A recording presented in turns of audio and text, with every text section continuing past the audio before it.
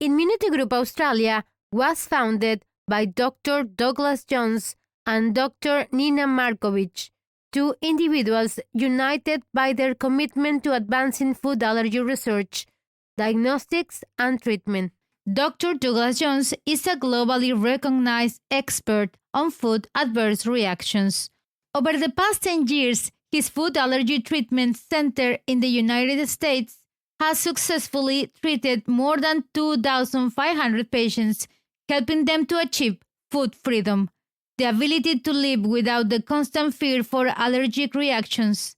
His work is celebrated internationally, and he brings this expertise to Immunity Group Australia with the goal of extending these life-changing treatments to more people worldwide.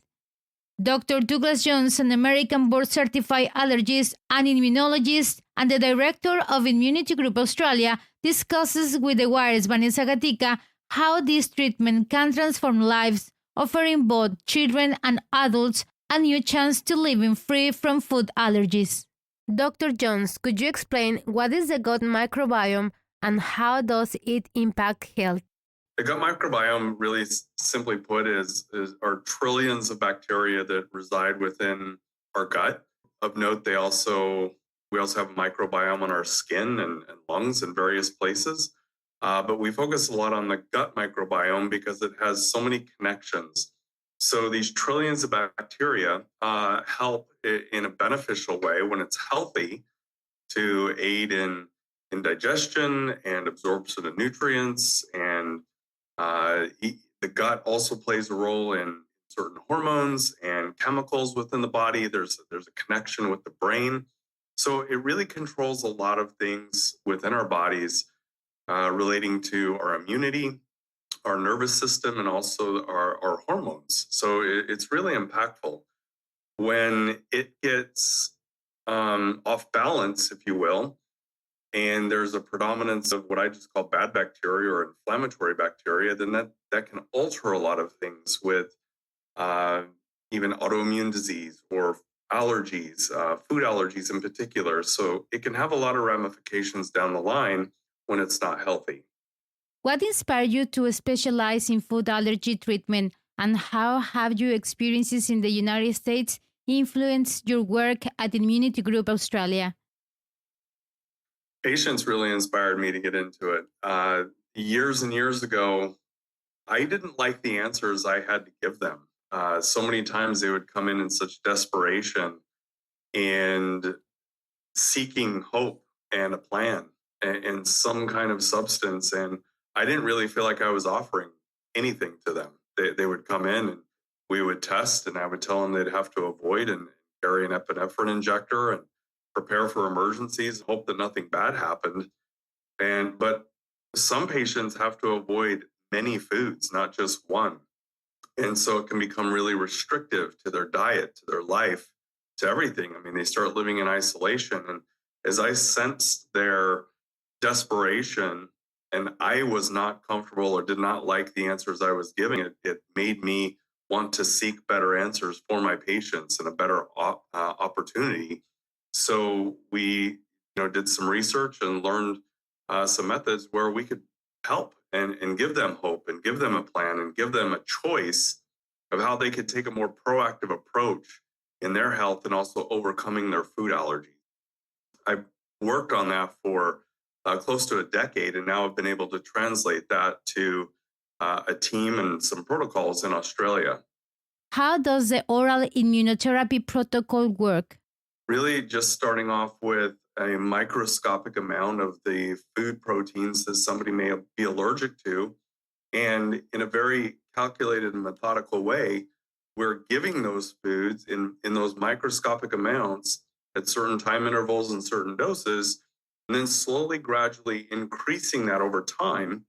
And as we do so, we actually change the person's immune system so that they go from a state of being chaotic and very reactive to that food to one of a more organized system within their immunity so that they can have tolerance and be able to tolerate those foods even in unlimited amounts. Why is allergy treatment more commonly focused on children rather than adults? It's a great question because statistically, adults actually, it's more prevalent in adults than children. I think the main thing is with adults, sometimes they've lived with it so long they kind of adapt to just their lifestyle and they've gone through a lot of those hard times. Whereas with children, I think parents often carry a massive anxiety burden and responsibility because when the children are not in their care, that's a very scary situation. You know, the parent worries like, what are they going to be exposed to?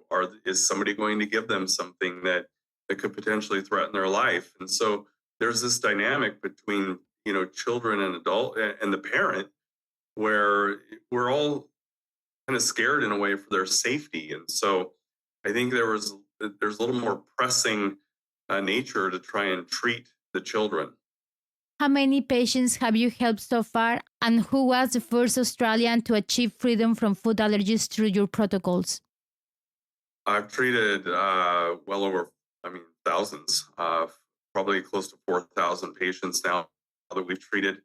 The very first patient came to me back in the year 2013, and she was a young lady at that time with a peanut allergy, and her mom flew over and did the protocol in the United States, and she's been well over 10 years now, going on 11 years of having food freedom and a lot of freedom within her life. And we actually had a reunion last September, and it was wonderful to see her thriving in her life and living her dreams.